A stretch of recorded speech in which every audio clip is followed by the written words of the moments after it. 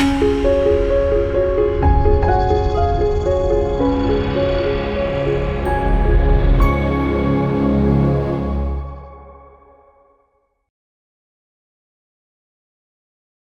మాత్రం. నేను మీ journalist Navatha. Welcome to our voice. చిన్న చిన్న పిల్లలు, వాళ్ళ రక్షణ,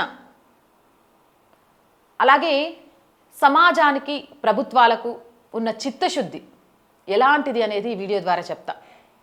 మీ అందరికీ తెలుసా, ఆంధ్రప్రదేశ్లో చైల్డ్ హోమ్స్ పేరుతో చాలా పెద్ద ఎత్తున అక్రమాలు జరుగుతున్నాయి.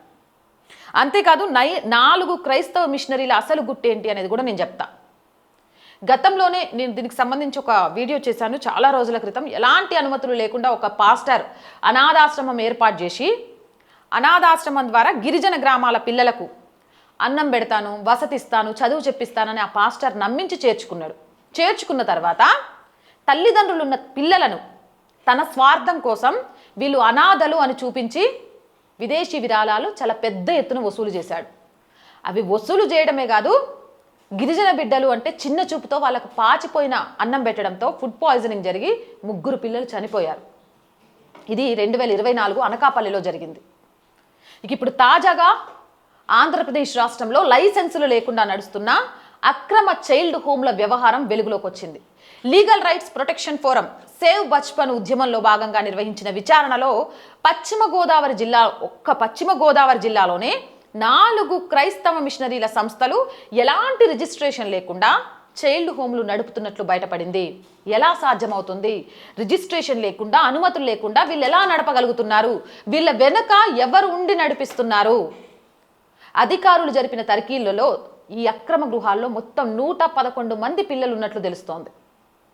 ఒకటి తణుకు పాలకొల్లులో ఉంది గుడ్ సామరిటన్ చిల్డ్రన్ హోమ్, 42 మంది పిల్లలు ఉన్నారు.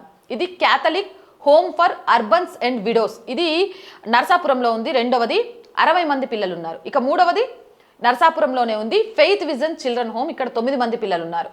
ఎలాంటి స్థానిక రిజిస్ట్రేషన్లు లేకపోయినా క్యాథలిక్ హోమ్, ఫెయిత్ విజన్ వంటి సంస్థలకు FCRA foreign contribution regulation act లైసెన్సులు ఉండడం, వాటి ద్వారా విదేశాల నుంచి భారీగా విరాళాలు సేకరిస్తుండడం బయటపడింది. ఇక వీటితో పాటు కర్నూలు జిల్లా ఆదోనిలోని సెయింట్ ఆంథోనీస్ అర్బనైజ్ సొసైటీ కూడా 2006 నుంచి విదేశీ విరాళాలు పొందుతూ అక్రమంగా అనాథాశ్రమం నడుపుతోందని LRPF ఫిర్యాదులో తేలింది. ప్రభుత్వం నుంచి ఒక చైల్డ్ హోమ్ నడపడానికి ఎలాంటి పత్రాలు లేవు, రిజిస్ట్రేషన్ లేవు.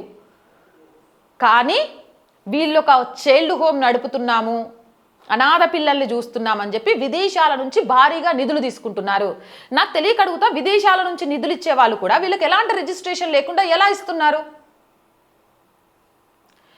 భారతదేశంలో ఏ చైల్డ్ కేర్ ఇన్స్టిట్యూట్ అయినా జువెనల్ జస్టిస్ యాక్ట్ 2015లోని సెక్షన్ 41 కింద తప్పనిసరిగా రిజిస్ట్రేషన్ పొందాలి. ఆంధ్రప్రదేశ్ ప్రభుత్వం 2024లో GOMS నెంబర్ 9 ద్వారా కొత్త నిబంధనలను తీసుకొచ్చింది. రిజిస్ట్రేషన్ లేకుండా చైల్డ్ హోమ్లు నడిపితే సెక్షన్ 42 ప్రకారం 1 ఏడాది వరకు జైలు శిక్ష, 1 లక్ష వరకు జరిమానా లేదా 2 విధించే అవకాశం ఉంటుంది. రిజిస్ట్రేషన్ లేని హోమ్లలో పెరిగే పిల్లల వివరాలు రికార్డులలో ఉండవు. దీనివల్ల హ్యూమన్ ట్రాఫికింగ్ జరిగే అవకాశం ఉంది. అంటే అక్రమ రవాణా, అవయవాల వ్యాపారం జరిగే ఉంటుంది. బాలికలపై అసాంఘిక కార్యకలాపాలు నిర్వహించే ఇలాంటి నేరాలు చేసే ఆస్కారం ఉంటుంది.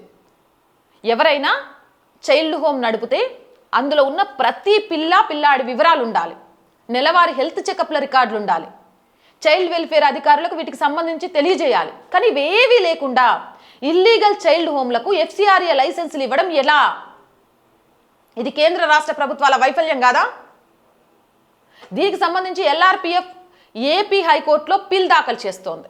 సమాజంలో అక్రమంగా నడుస్తున్న చైల్డ్ హోమ్ల సమాచారాన్ని అధికారులకు లేదా LRPFకి అందించి బాధ్యతాయుత పౌరులుగా పిల్లల భద్రతకు కృషి చేయాలని డిమాండ్ చేస్తోంది. ఏదేమైనా ఇలాంటి వాటి మీద ఉక్కుపాదం మోపాలి. ఇప్పుడు FCRA కఠిన నిబంధనలు వస్తున్నాయి అంటే ఒక్కొక్కడు తీగలాగితే డొంకలాగా బయటపడడానికి కారణం ఇదే. ఇష్టం వచ్చినట్టుగా గిరిజన పిల్లల్ని, లేకపోతే కొంత ఆర్థికంగా వెనకబడిన పిల్లల్ని మేము చర్చిల పేరుతో చదివిస్తాము అని చెప్పి తీసుకొచ్చి వాళ్ళని అనాథలుగా చూపిస్తూ వాళ్ళకి అక్కడ సరైన వసతులు కల్పించకుండా విదేశీ ఫారెన్ నిధులు పొందుతూ జల్సాలు చేస్తున్నారు చాలామంది. ఇప్పుడు ఈ కఠిన నిబంధనలు వస్తే వీళ్ళ ఆటలు సాగవు కాబట్టి ఇలాంటివి చేయడానికి వాళ్ళు ఒప్పుకోవట్లేదు. అండ్ కేంద్ర రాష్ట్ర ప్రభుత్వాలు ఇలాంటి చైల్డ్ హోమ్స్ కి సంబంధించి ప్రత్యేక నిఘా పెట్టాల్సిన అవసరం ఎంతైనా ఉంది. అవునంటారా కాదంటారా? మీ అభిప్రాయం కామెంట్ చేయండి. అండ్ ఇలాంటి మోర్ వీడియోస్ కోసం our group of channels, our voice, our political, our Sanskriti channels ని వెంటనే సబ్స్క్రైబ్ చేయండి. కంటెంట్ బాగుంది అనిపిస్తే లైక్ చేయండి, షేర్ చేయండి. మీ అభిప్రాయం ఏదైనా నిస్సంకోచంగా కామెంట్ చేయండి. ఆర్ వాయిస్ కి ఆర్థికంగా చేయూతగా నిలవండి. ఆర్ వాయిస్ కి ఆర్థికంగా సపోర్ట్ చేయాలి అంటే సబ్స్క్రిప్షన్ పక్కనే జాయిన్ అనే బటన్ ఉంది. 1 to 5 లెవెల్స్ ఉన్న ఏదో ఒక లెవెల్లో సపోర్ట్ చేయండి. లేదా స్క్రీన్ మీద గూగుల్ పే, ఫోన్ పేతో పాటు అకౌంట్ డీటెయిల్స్ ఇచ్చాము, మీకు తోచిన సహాయాన్ని అందించండి. వ్యాపార ప్రకటనల కోసం 8328 500 576 నెంబర్ సంప్రదించండి. జై హింద్, జై భారత్.